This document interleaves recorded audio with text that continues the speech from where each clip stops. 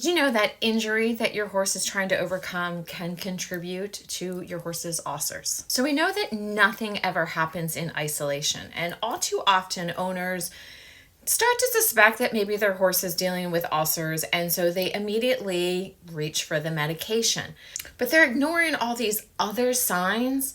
So then they're setting the horse up for the medication to just create a temporary fix, and the horse is still suffering long after the medication is ended. Hi, I'm Dr. Rebecca, and that's why this week we're looking at the top 5 reasons that your horse could have ulcers. And today we're on number 4, which is inflammation. So that stressful show that they just came from, or that leg injury that they've been healing from, that can all create the setup for ulcers. Let me tell you how. So during any sort of injury or stress or immune response, the body will start producing interleukins, interleukin 1, interleukin 6, and TNF factor alpha. So the immune system releases them into the blood, but they don't just stay local. They spread throughout the body, they create a cascade, and they can end up in your horse's digestive system, in the blood that supplies the epithelial cells, and they can start creating problems. In addition, if your horse is stressed because of this, stressed because of the show environment, or even stressed because of the injury, then the HPA axis, the cortisol gets released.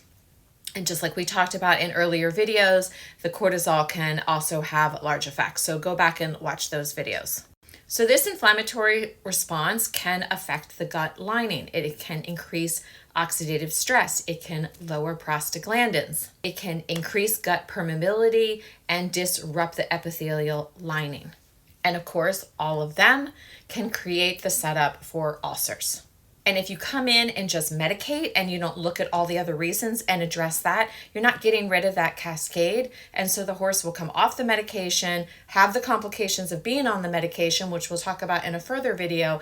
And then also just the cascade will just start the process all over again. So besides everything that we talked about this week that you have to do for your horse's ulcers, you have to encourage daily flow of your horse's lymph and circulation. You have to support your horse's clearing mechanisms for things like toxins and metabolic processes. And you have to implement anti-inflammatory strategies like dietary therapy and herbal medicine. This outlook, this whole horse approach, is why you're seeing such an increase in functional and integrative medicine in humans and even in the horse world. And the value of this whole horse approach is the difference between having a chronic problem and preventing it from ever happening in the first place.